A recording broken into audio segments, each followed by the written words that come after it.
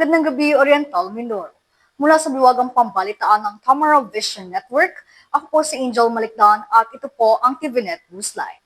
Ikalabing-pito sa buwan ng Disyembre, taong 2025. Sa ulo na ating mga balita. Christmas at year-end parties ng dalawang LGU sa lalawigan kanselado. DOLE nagpaalala sa mga employer kaugnay ng maagap na pagbibigay ng 13-month pay. At ika-100 anibersaryo ng Alpha Phi Omega ipinagdiwang. Tema ng Oblation Walk, pagkondena sa katiwalian at korupsyon sa bansa. Ibigay ang maximum satisfaction ng pamilya at sa negosyo dahil tuloy-tuloy pa rin ang high-quality service mula sa una at pinagkakatiwalaan sa fast internet connection plus cable TV sa buong Mindoro, ang Tamara Vision Network. Serving to the max, sa TVNet kami. Una sa Mindoro, TVNet pa rin. For inquiries, magpunta na sa pinakamalapit na TVNet office sa inyong lugar.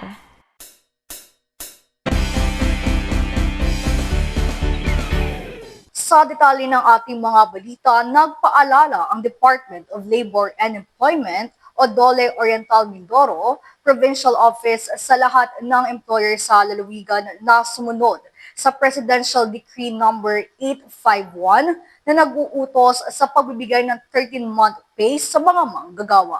Nagpaalala ang Department of Labor and Employment o DOLE Oriental Mindoro Provincial Office sa lahat ng employer sa lalawigan na sumunod sa Presidential Decree number 851 na nag-uutos ng pagbibigay ng 13-month pay sa mga manggagawa. Ayon sa PD 851 at sa mga alintuntunin nito, lahat ng rank and file employees sa pribadong sektor, anumang job title, employment status o paraan ng pagpapasahod ay dapat makatanggap ng kanilang 13-month pay na hindi lalampas hanggang December 24. Sinasaklaw din ng batas sa mga manggagawang nakapaglingkod ng hindi bababa sa isang buwan ngayong taon. Binigyan din ni Provincial Director Roderick Tamakay na ang 13th-month pay ay isang mandatory benefit at hindi maaaring palitan ng mga regalo, token, Christmas packages o anumang uri ng gratuity. Tiniyak ng DOLE Oriental Mindoro Provincial Office na handa itong magbigay ng tulong at sagot sa mga katanungan kaugnay ng computation coverage at iba pang obligasyon sa pagsunod sa batas. Maaaring makipag-ugnayan ang publiko sa opisyal na hotline o bumisita sa tanggapan nito sa Anita Uy Building, Rojas Drive, corner Camilla Street, Barangay Lumambayan sa lungsod ng Calapan. Sa nalalapit na deadline na December 24, nananawagan ang DOLE sa lahat ng establishmento na sumunod sa itinakdang labor standards at patuloy na igalang ang karapatan at kapakanan ng mga manggagawa sa lalawigan. Ika-9 ng Disyembre, formal na nanumpa sa kanilang mga tungkulin ang mga bagong halal na opisyal at kasapi ng Regional Advisory Council ng Regional Highway Patrol Unit o RHPU Mimaropa sa lungsod ng Calapan. Kung sino-sino sila, kilalanin natin sa ulat na ito. Ika-9 ng Disyembre, formal nang nanumpa sa kanilang mga tungkulin ng mga bagong halal na opisyal at kasapi ng Regional Advisory Council ng Regional Highway Patrol Unit, Mimaropa sa lungsod ng Calapan. Pinangunahan ito ni Governor Yumaylito Bons Dolor. Sa kanyang mensahe, binigyan din niya ang mahalagang papel ng Advisory Council sa pagpapalakas ng ugnayan ng komunidad at kapulisan, lalo na sa pagsusulong ng kaligtasan sa kalsada at kaayusan sa lalawigan. Pinangasiwaan ni Police Colonel Christian de la Cruz, Regional Chief ng RHU Mimaropa, habang pinamumunuan ang RAC ni Atty. Yumaylito Dolor bilang chairperson. Katuwang si Vice Mayor Alma Mirano bilang vice chairperson. Ganun rin sa mga opisyal na sina Raymond Villa del Rey, secretary, retired Police Colonel Romeo Salvadora bilang treasurer, at Romeo G. Medina bilang siyang public relations officer. And repeat after me in Tagalog. Panunumpa sa katungkulan. Ako si pakibanggit ng pangalan na naitalaga sa katungkulan bilang pakibanggit ng katungkulan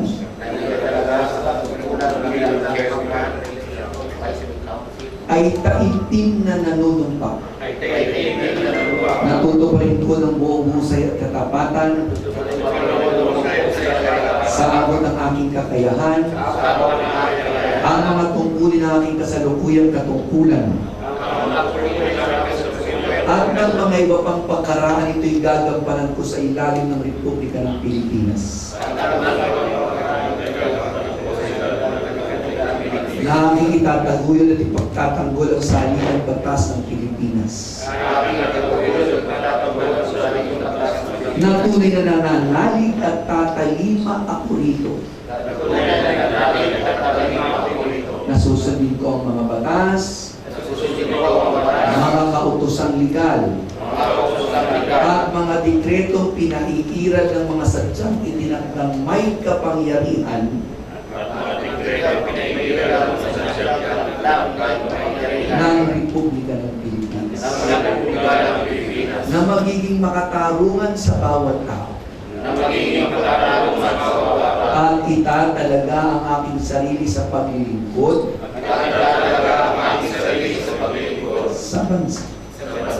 At kusa kong babalikatin ang mga pananagutang ito nang walang anumang pasubali o hangaring umiwas.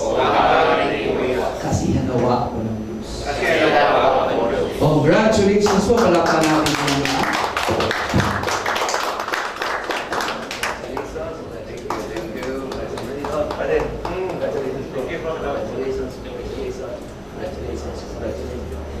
Dumalo rin sa okasyon ng mga miyembro ng konseho na sina Father William Abbas, Leonardo Pedraza, Michael William Uy, Deo Lopez at Renel Medina. Antabayanan na iba pa mga balita sa amin pong pagbabalik. Bakit ka kasi kumabit? Alam mong di tama yan, di ba? Huwag ka nang gumamit ng pag-aari ng iba. Nakakaperwisyo ka sa mga legal na cable. Lumalabo ang signal nila. Mahiya ka naman, hoy. Illegal na cable mo, putulin na. Ano, gusto mo bang umabot pa sa kulungan? Umiwas ka na sa gulo tsaka skandalo. Huwag maging kabit. Magpakabit ng tama ngayon. Supported by PCTA. Good news po para sa lahat ng subscribers ng Cable TV at Cable Internet. Naisa batas na po ang Anti-Cable Television and Cable Internet Tapping Act of 2013. At ayon dito, bawal makikabit ng Cable TV at Cable Internet. Ang parusa sa sino mang lumabag sa batas na ito ay pagkakakulong at pagbabayad ng malaking multa. Bayad ka na nga, kulong ka pa. Kim Atienza po, nagsasabing pagdating sa batas, hindi weather-weather lang. Huwag maging kabit. Supported by the PCTA.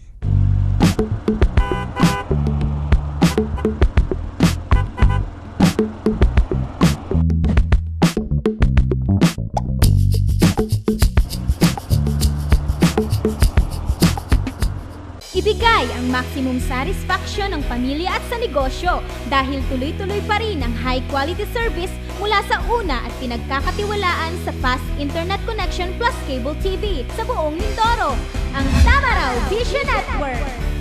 Serving to the max, sa TVNet kami. Una sa Mindoro, TVNet pa rin. For inquiries, magpunta na sa pinakamalapit na TVNet office sa inyong lugar.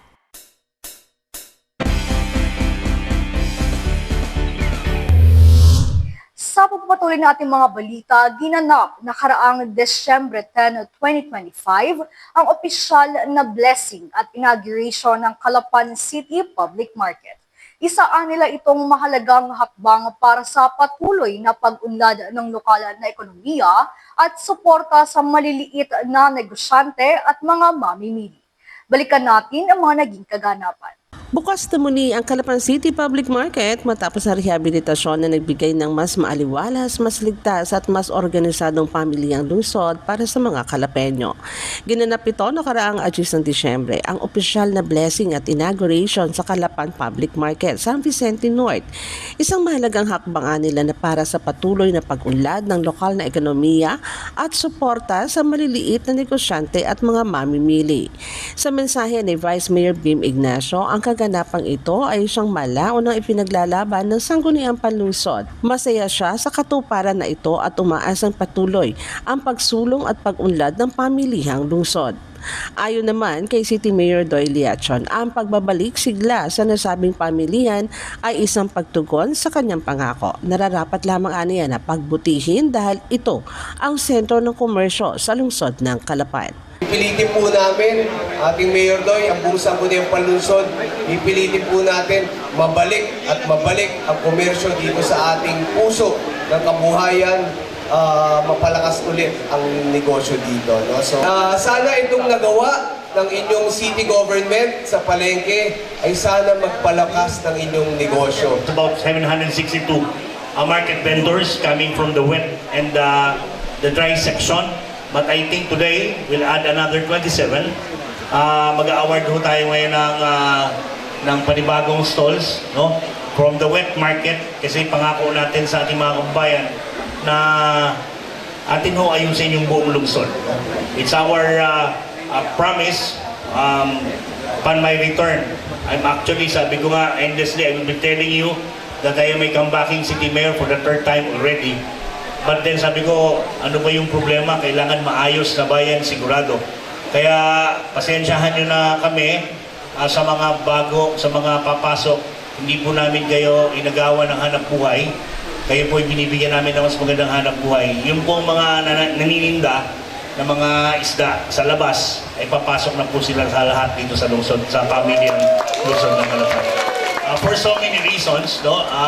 For health reasons, binigyan naman natin sila ng 4-kilometer radius, yung mga recognized na mga satellite markets na malalayo, hindi na natin ho, but they have to be regulated, principally for business and principally for safety and another for health reasons. Ang buong lungsod natin hindi magiging maganda.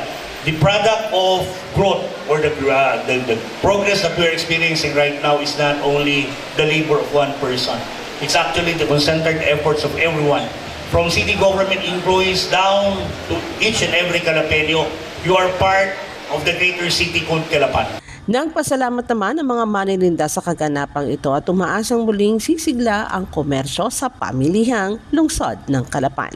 Ang higit po sa ating minamahal, butihing mayor ng Calapan, kagalang-galang Salvador Doyle Liachon. Isa pong napakalaking karangalan ang nagawa niyong tulong dito sa aming pamilihan ng Calapan. Dahil po, ramdam na po namin yan. At yan po ay aming tinatanggap at aming pinasasalamatan ng buong puso. Sapagkat kung hindi po kayo nakarating, baka kami po ay nandyan pa rin sa kalsada, naka-squat, at nananatiling ambulant vendors na wala pong masisilungan na pwesto na masasandigan na aariin amin. Pero sa inyo pong inisyatibo, kami po ay inilagay ninyo sa napakagandang lugar at komportable na kung saan ay kami ay makakapagtinda na ng ayos. Samantala, ipinagdiwang ng Alpha Phi Omega ang kanilang ika-100 anibersaryo, ika-16 ng Disyembre. Sa lungsod ng Calapan, isang oblation walk ang kanilang isinagawa kasama ang mga miyembro mula sa iba't ibang chapter sa lalawigan.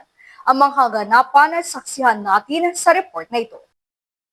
Ipinagdiwa ng Alpha Phi Omega ang kanilang ika-100 anibersaryo, 16 ng Disyembre sa lungsod ng Calapan.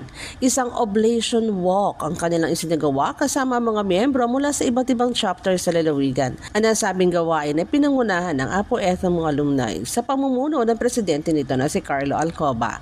Sa taong ito ng oblation walk, bit-bit ng mga naglakad ang mga placards na naglalaman na kanilang pahayag kaugnay sa mga mahalagang usapin na kinahaharap ng bansa at maging sa lalawigan ng Oriental Mindoro. Mayroon ring bit-bit ng mga rosa sa mga ito na ipinamahagi sa mga sumaksi sa kanilang oblation walk. Mula sa Lumang Bayan, nagtapos ito sa Barangay Ilaya.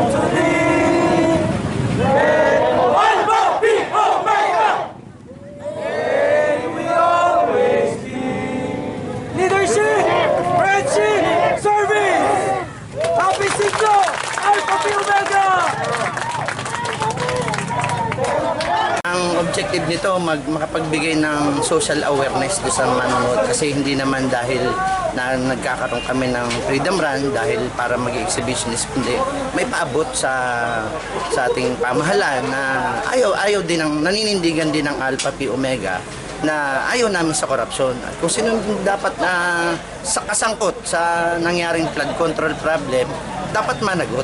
Hindi pwedeng wala. Kasi ang Alpha Pi Omega naman ay bahagi ng taxpayer din. Kaya naninindigan kami kung anong panawagan ng national, kailangang malinaw din yung gagawin ng gobyerno doon sa mga kurakot. Ang gusto lang namin ipabot, sana maintindihan ninyo na kaya kami tumatakbo rito dahil gusto namin ipabot yung simpleng hinaing ng mga taga-Alpha Pi Omega at pakikisa din sa kinakaharap na problema ng ating pamahalaan. Matapos ito ay nagtungo na ang grupo sa Bulusan Park Pavilion para sa kanilang programa.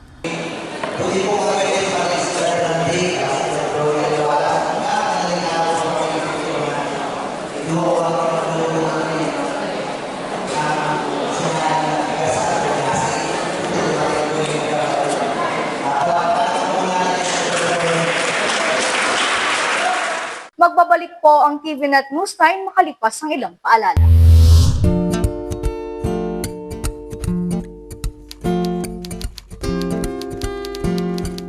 Inday, pakiligpit nga itong mga kinalat ng mga bata. Noon, gusto ko makapag-aral. Pero walang oras dahil full-time ang trabaho ko. Pero ngayon, dahil sa online classes ng Solar Learning at DepEd Alternative Learning System, natupad na ang pangarap kong makapag-aral. Good day, ka-learners! Welcome to another episode.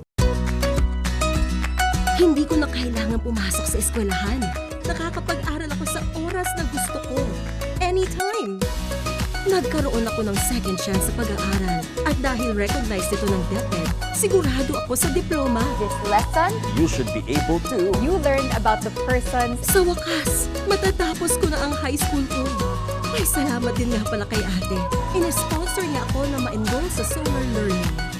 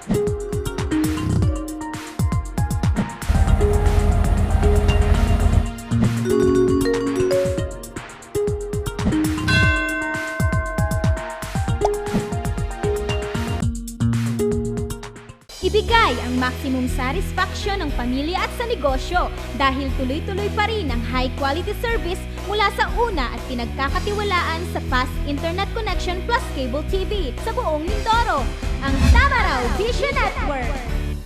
Serving to the max, sa TVNet kami. Una sa Mindoro, TVNet pa rin. For inquiries, magpunta na sa pinakamalapit na TVNet office sa inyong lugar.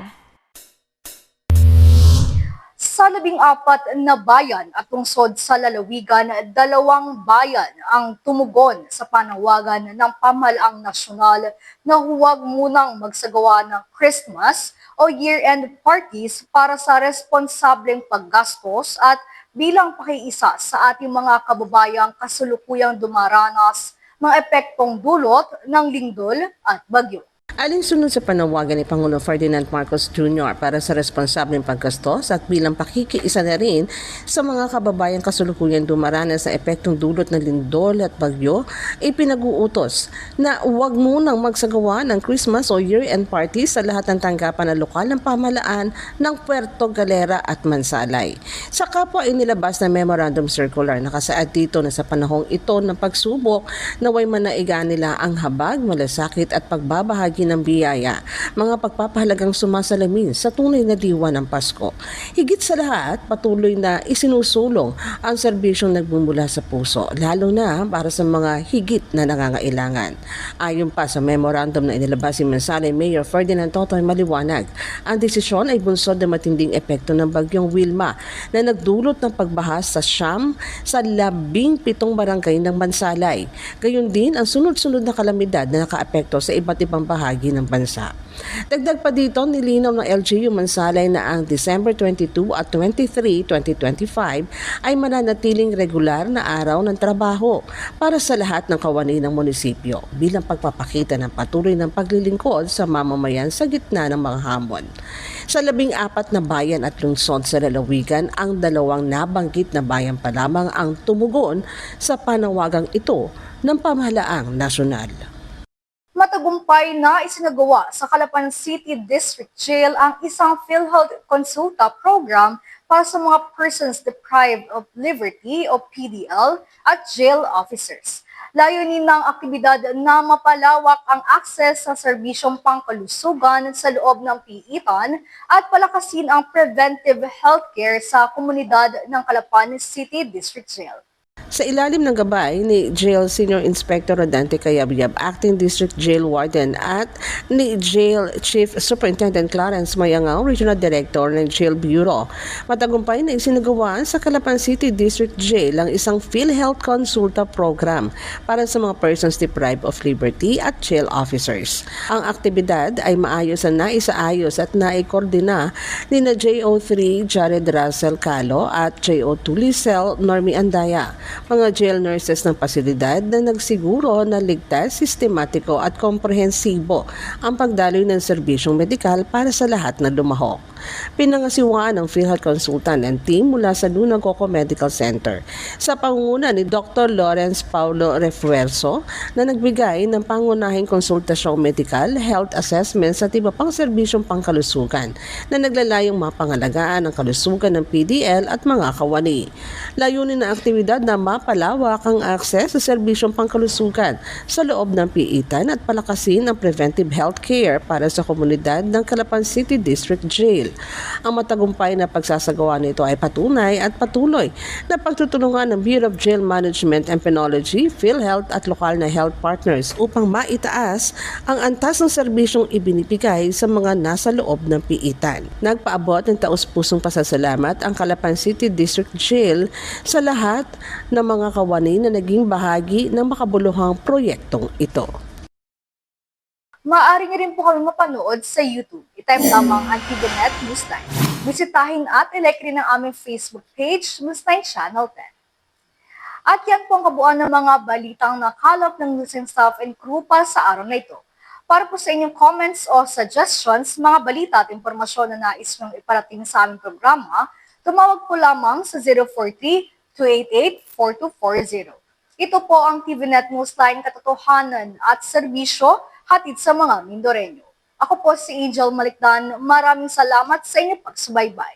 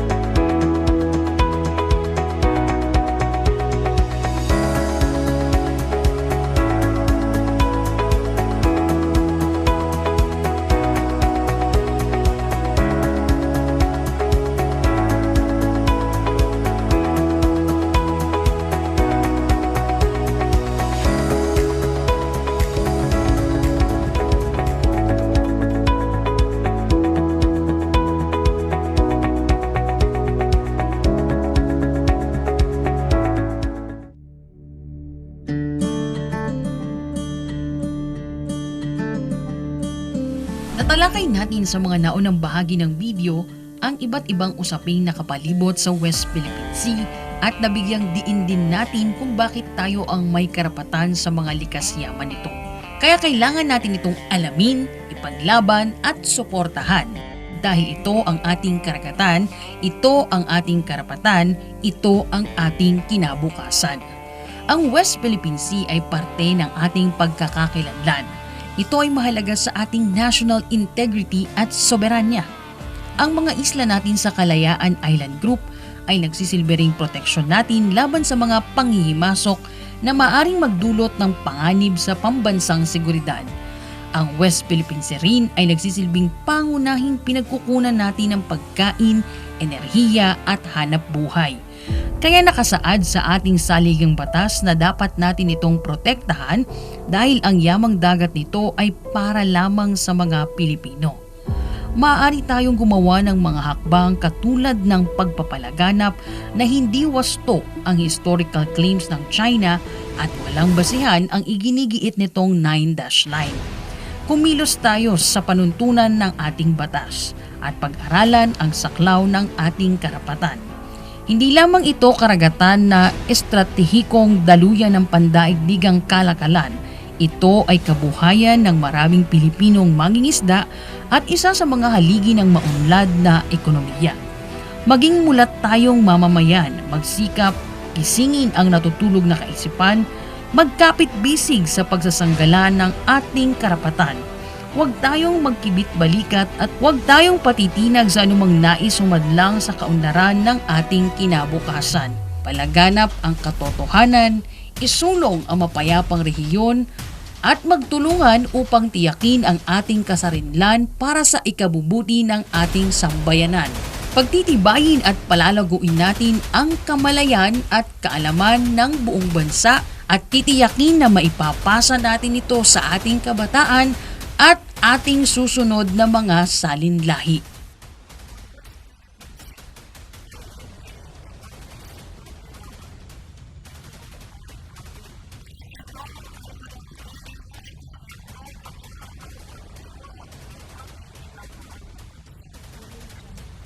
Ating karagatan, ating karapatan, ating kinabukasan.